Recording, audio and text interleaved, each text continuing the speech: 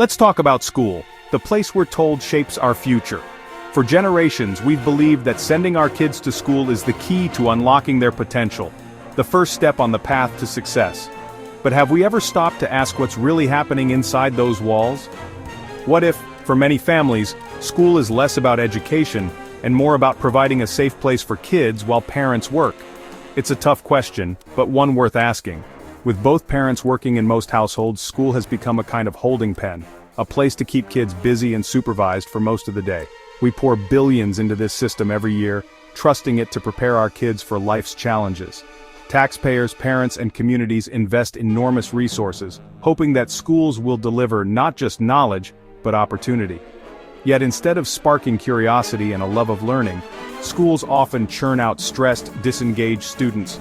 Many leave the classroom feeling unprepared for the real world, unsure of their strengths, and disconnected from their own potential. We've confused schooling with education.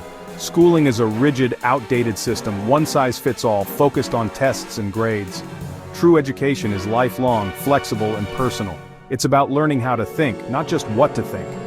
Our schools were designed for the industrial age, when society needed obedient workers who could follow instructions and memorize facts. That model made sense 100 years ago, but today, creativity, adaptability, and problem-solving matter more than ever. In today's fast-changing world, clinging to an outdated system is a recipe for failure. The world our kids are entering is nothing like the one our schools were built for. So tonight, we're putting the American school system on trial. We're asking the tough questions that too often get ignored. Is school really making kids smarter, or just better at memorizing facts and filling in bubbles on standardized tests? Are we teaching them to think, or just to comply? Is the system preparing them for the future, a world of rapid change, new technology, and global challenges? Or for a past that's long gone and never coming back? We'll dig into the data, hear from experts, and listen to the voices of students and parents. We'll ask, is our multi-billion-dollar education system actually helping, or is it doing more harm than good? Spoiler, you might not like the answer, but facing the truth is the first step toward real change. This is a conversation we need to have, for our kids, our communities, and our future. Let's start it, right now.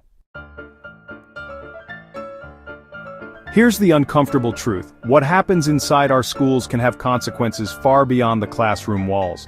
The school-to-prison pipeline is real, and it's a system that quietly funnels countless young people from desks to detention centers. Schools often impose rigid rules and harsh punishments, especially on disadvantaged kids, students who may already be facing challenges at home or in their communities. Zero-tolerance policies, suspensions, and even arrests can turn what should be teachable moments into criminal records that follow students for years. Research shows that schools with more security don't actually get safer. Instead, they just report more students to police, increasing the likelihood of legal trouble for minor infractions. Suspended or expelled students are nearly 3 times more likely to end up in the juvenile justice system. For many, a single mistake can set off a chain reaction that's hard to escape. Economist Brian Kaplan even calls school a form of incarceration for many young people, especially those who feel trapped by a system that doesn't meet their needs. Forcing uninterested teens into rigid environments doesn't inspire learning. It breeds resentment, frustration, and sometimes outright rebellion.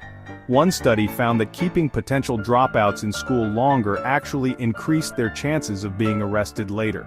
In other words, more time in school can sometimes mean more trouble with the law. Our efforts to keep kids in school, no matter what, may be backfiring, pushing some students further away from success and closer to the criminal justice system. By focusing on control and discipline over genuine engagement and support, we're fueling the very problems we hope to solve. The more we tighten our grip, the more students slip through the cracks. The pipeline exists, and we built it. But if we created it, we also have the power to dismantle it, and to imagine a better path for every student. Let's follow the money. Over $800 billion a year spent on K-12 schools in the US. With that investment, you'd expect stellar results. Instead, we lag behind countries that spend far less. Where does the money go? Bureaucracy and administrative bloat. Since 1950, non-teaching staff has exploded by over 700%, while student outcomes remain flat. We build expensive schools, but teachers still buy their own supplies. Districts waste fortunes on trendy tech and bloated contracts. Despite doubling per-pupil spending in 40 years, test scores haven't budged. If a private company ran this way, it'd be bankrupt. But the system keeps chugging, wasting resources and failing students. It's not just inefficient, it's a fiscal black hole. Our tax dollars deserve better. Let's be honest, school is often just state-sponsored babysitting. Our economy depends on kids being parked in schools so parents can work. The school day isn't designed for learning, it's designed for crowd control. Bells, short periods, and busy work keep kids managed, not engaged. John Taylor Gatto argued schools teach conformity and obedience, not academics. Snow days and strikes reveal the truth. Parents panic over childcare, not lost learning. Real learning is messy and hard to manage, babysitting is easier. That's why the system resists change. Any reform that disrupts the schedule is a non-starter. We're stuck with a model that serves the economy, not kids' needs. In practice, it's the world's largest, least effective daycare. We call it education, but it's really containment.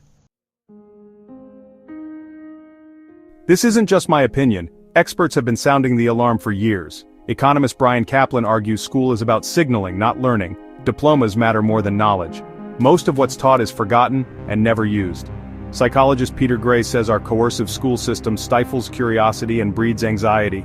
He points to societies where kids learn through play and exploration and thrive. The rise in childhood mental health issues, he argues, is linked to the decline of free play and the rise of compulsory schooling. John Taylor Gatto, a decorated teacher, called schools factories of conformity. He believed the system's flaws are by design, not accident. These aren't fringe voices, they're respected insiders and researchers. Their message: the system is fundamentally broken. Schools promise to teach kids essential skills. But are they delivering? The nation's report card says only a third of 8th graders are proficient in reading, and just a quarter in math. After years in school, most students can't meet basic expectations. The obsession with standardized testing has turned schools into test prep factories. Teachers teach to the test, squeezing out critical thinking and creativity. Students learn to bubble answers, not to think.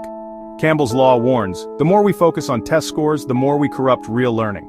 Practical life skills? Forget it. We force kids to memorize facts but skip personal finance, civics, or basic home repair. The result? Young adults who can write essays on Shakespeare but can't file taxes or change a tire. The system fails at academics, and at preparing kids for life. We need a new approach. Critics always ask, but what about socialization? School is supposed to teach kids how to get along, but forced association isn't real social development. Shoving 30 same-age kids in a room creates cliques, bullying, and stress. True socialization happens in communities, teams, and clubs, across ages and interests. The classroom is an artificial bubble, not a model for real life. Another myth: school is the great equalizer. In reality, it often reinforces inequality. Wealthy districts get more funding, poor ones get less. The system perpetuates, not erases, social divides. And the "it's the best we have" argument, that's just complacency.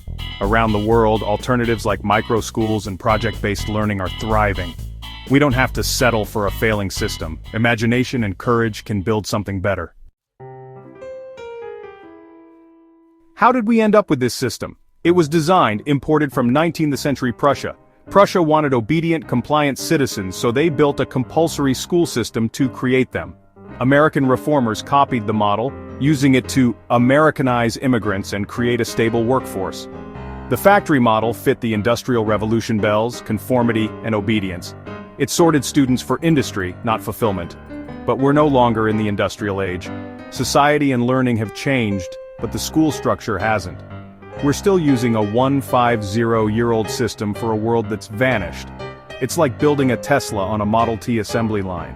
The architecture is wrong. We're stuck with a relic, propped up by habit and nostalgia. So where do we stand? Our schools are supposed to be places where children grow, learn, and discover their potential. But for too many families, the reality is far from that promise. We have a system linked to increased crime, massive waste, and poor results. Instead of nurturing young minds, it often leaves students disengaged and communities frustrated. It's a national babysitting service, not an engine of learning. Kids are warehoused in classrooms, their curiosity stifled, their talents overlooked. Experts and data agree, our education system fails at its core mission. Test scores are stagnant, and teachers are burning out under impossible expectations. More funding and testing won't fix it. These are just bandages. Throwing money at broken structures only prolongs the problem, while endless standardized tests drain creativity and joy from learning. The real problem is the model itself: compulsory, factory-style, top-down schooling. It treats every child the same, ignoring their unique strengths, interests, and dreams. It was a bad idea then, and it's catastrophic now. But we're not stuck. We have the power to change course and reimagine what education can be. We can rethink education from the ground up, empowering families and communities to create diverse, flexible learning options. Imagine apprenticeships, project-based centers, micro-schools, and real-world experiences that spark passion and purpose. And real support for families, so every child, regardless of background, can access opportunities that fit their needs. Shift funding from bureaucracy to students and educators. Let resources follow the learner, not the system, so innovation can flourish.